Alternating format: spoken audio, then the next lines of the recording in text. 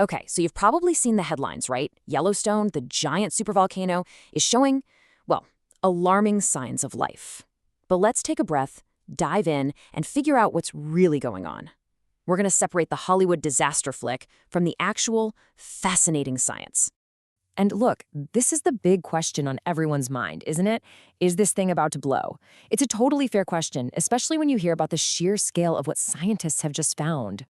Just look at this number, 19 miles. That's not a typo. Scientists have found a bulge 19 miles wide inside the Yellowstone caldera.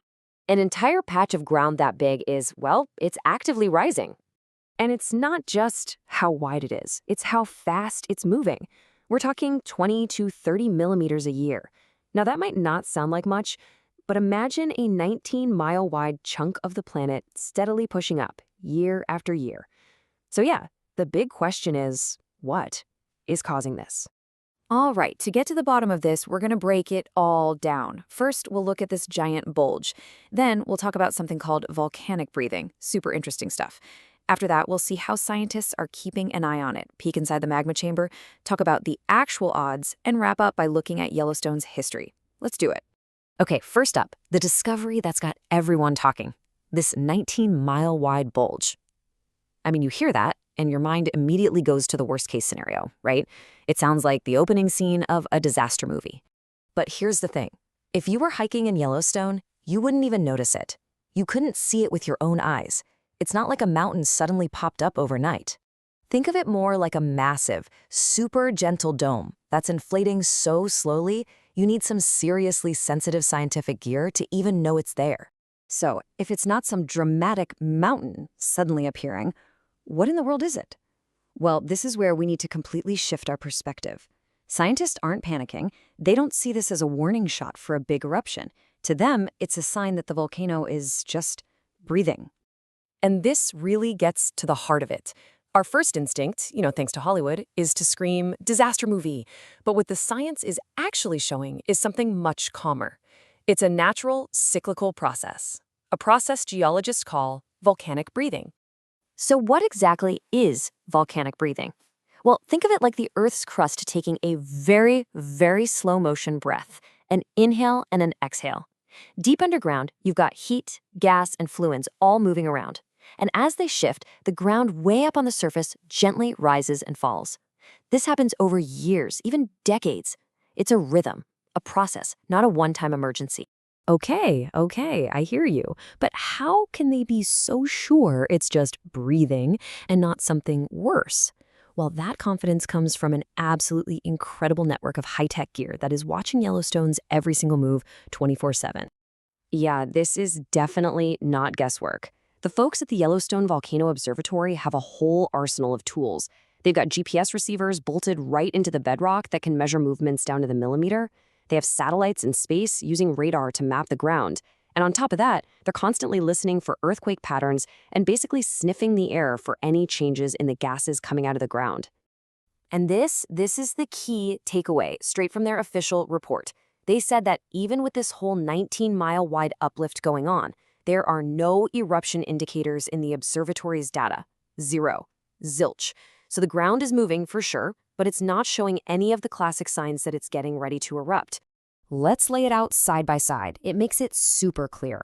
On one side, you have the real red flags for an eruption. We're talking intense swarms of earthquakes, big spikes in gas, the ground shifting really fast and sharply.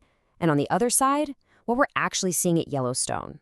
Normal earthquake activity, no big gas changes, and that slow, steady uplift we've been talking about. The two lists, they just don't match up, not at all. So if it's not a giant blob of magma rushing to the surface, then what is pushing the ground up?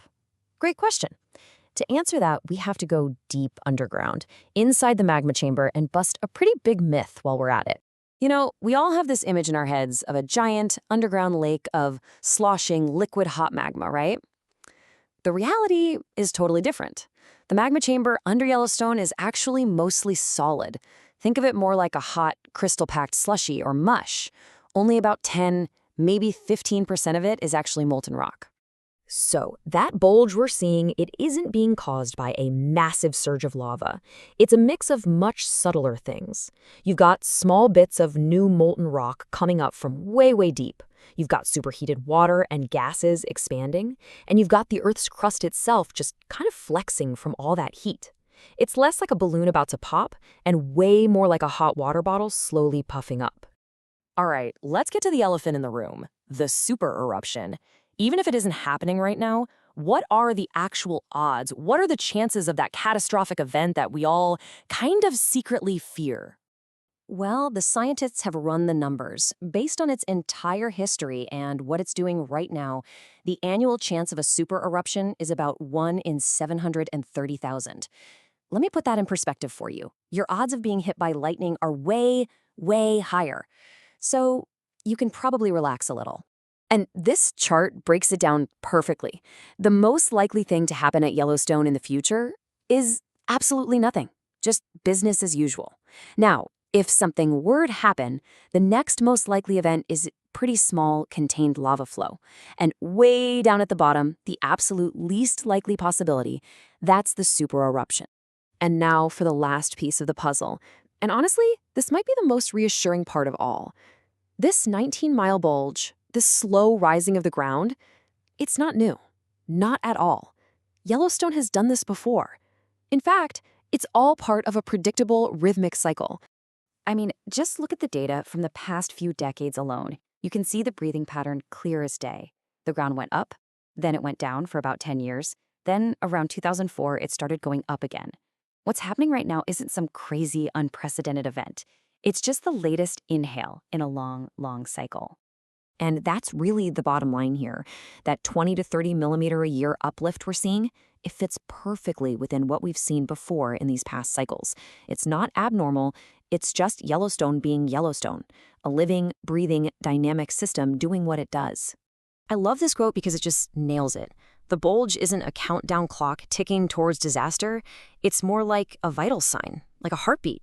It's a sign of the amazing geological processes happening deep inside our planet, processes that we can now watch with unbelievable accuracy. So we can all take a collective deep breath and shift from fear to fascination. The question really isn't, is it going to blow anymore? The real question is, as this incredible system keeps on with its slow, rhythmic breathing, what's the next secret about our planet that it's going to reveal to us? What can we learn from its next breath?